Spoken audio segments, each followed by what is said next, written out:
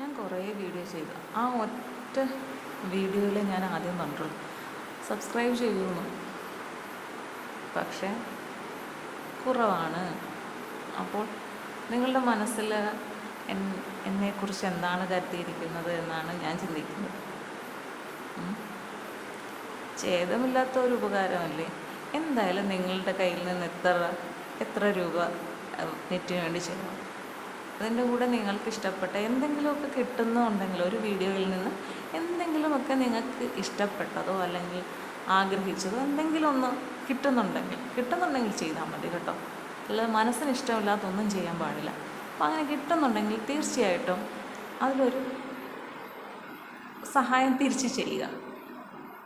Subscribe ചെയ്യുക എന്ന് പറയുന്ന ഒരു വലിയ സഹായം തന്നെയാണ്.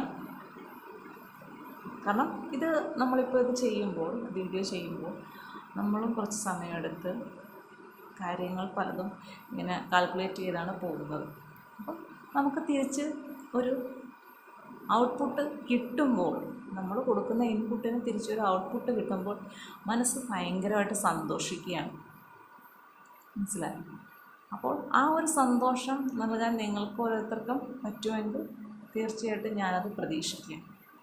ഇനി എനിക്ക് പറയാനുള്ളതെന്ന് വെച്ചാൽ, നമ്മൾ ചില സന്ദർഭങ്ങളിൽ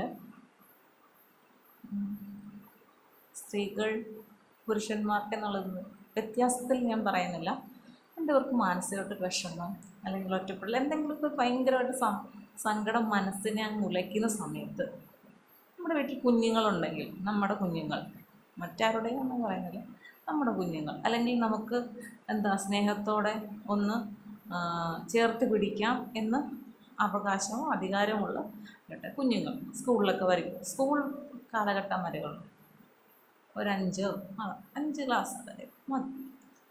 അപ്പം ആ ഒരു പ്രായത്തിലുള്ള കുഞ്ഞുങ്ങളെന്ന് പറഞ്ഞാൽ അവരുടെ ഒരു പ്രത്യേക മുഖമാണ്, ചിരിയാണ്, കളിയാണ്, വർത്തമാനമാണ് അല്ലേ.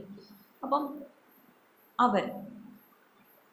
അല്ലെങ്കിൽ നിങ്ങൾ ഓമനിച്ച് വളർത്തുന്ന എന്തെങ്കിലും ജീവികൾ, അതെന്തോ ആയിക്കോട്ടെ, പൂച്ചക്കുട്ടിയോ പട്ടിക്കുട്ടിയോ ആട്ടിൻകുട്ടിയോ പശുക്കുട്ടിയോ എന്തോ ആയിക്കോട്ടെ, അപ്പം നിങ്ങളങ്ങനെ സ്നേഹിക്കുന്ന എന്തെങ്കിലും ഒരു ജീവി നിങ്ങളുടെ ചുറ്റുപാടിൽ കാണാതിരിക്കും. അല്ലെങ്കിൽ അച്ഛനോ അമ്മയോ സഹോദരനോ സഹോദരിയോ അങ്ങനെ എന്തോ ആയിക്കോട്ടെ, നിങ്ങൾക്ക് പ്രിയപ്പെട്ട, നിങ്ങൾക്ക് ചേർത്ത് പിടിക്കാൻ പറ്റും എന്നുള്ളത്.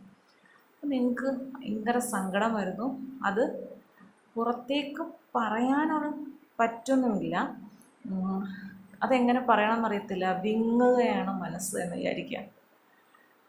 വെറുതെ ഇങ്ങനെ കരയാനും പറ്റുന്നില്ല, ആകെ ഒരു ബുദ്ധിമുട്ട്. അപ്പം നിങ്ങൾക്ക് എന്താണ്, ഈ പറയുന്ന വ്യക്തികൾ, ഈ പറയുന്ന ആരെങ്കിലും ഒരാൾ നിങ്ങളുടെ അടുത്തുണ്ടെങ്കിൽ അവരെ ഒന്ന് ചേർത്ത് പിടിക്കുക. അല്ലെങ്കിൽ അവരോട് പറയാം, എന്നെ ഒന്ന് കെട്ടിപ്പിടിക്കാവോ എന്ന് പറഞ്ഞു. അപ്പോൾ അവർ നിങ്ങളോട് അങ്ങനെ ചേർത്ത് പിടിക്കും. അപ്പോൾ നിങ്ങൾക്ക് വേണമെങ്കിൽ കരയാം. കുഞ്ഞുങ്ങളുടെ മുന്നിൽ കരയുണ്ട് കേട്ടോ, അവർക്കാകെ ഒരു വിഷമം തോന്നും, അവരറിയാതെ നിങ്ങൾക്ക് അറിഞ്ഞാൽ. പക്ഷെ ചേർത്ത് പിടിക്കുമ്പോൾ ഉണ്ടല്ലോ, നിങ്ങളുടെ മനസ്സ് ശാന്തമാവും, വളരെയധികം ശാന്തമാവും.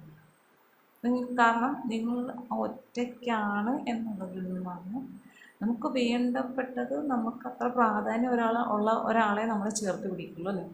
അപ്പോൾ അങ്ങനെ ചേർത്ത് പിടിക്കാൻ നമുക്ക് ആരെയോ കിട്ടി, നമുക്കൊരു ധൈര്യം എവിടുന്നോ കിട്ടി, നമുക്ക് സ്നേഹം കിട്ടി, പരിഗണന കിട്ടി എന്ന് മനസ്സിന് പെട്ടെന്ന് ക്യാച്ച് ചെയ്യാൻ പറ്റും. അപ്പോൾ അത് നിങ്ങളുടെ മനസ്സിനെ നന്നായിട്ട് ശാന്തമാക്കും. കരയാൻ പറ്റിയ ഒരിതാണെന്നുണ്ടെങ്കിൽ കരയാം. അപ്പോൾ അത് സങ്കടമാണ്, ഒഴിഞ്ഞു പോകും.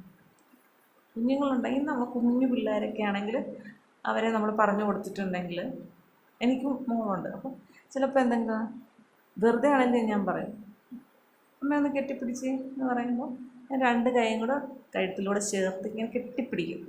എന്നിട്ട് ചേർത്ത് പിടിക്കുമ്പോൾ ഞാൻ പറയും, എനിക്ക് ഇത് മതി എന്ന് പറയും, വേറെ ഒന്നും വേണ്ട, ഈ ഒറ്റ കാര്യം മതി, എനിക്ക് എന്തോ ഒന്ന് കിട്ടിയ ഒരു ഫീലാണ്.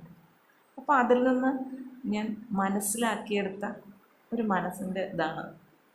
അപ്പോൾ അങ്ങനെ നിങ്ങളും ചെയ്ത് നോക്കും, ഓക്കെ ആവും, എല്ലാം ശരിയാവും. എല്ലാവരും ഉണ്ട് നിങ്ങളുടെ ചുറ്റും, നിങ്ങളെ സ്നേഹിക്കുന്നവർ ഒരുപാടുണ്ട്. വേദനിക്കുന്ന മനസ്സ് വേണ്ട, മനസ്സിനെ ശാന്തമാക്കൂ.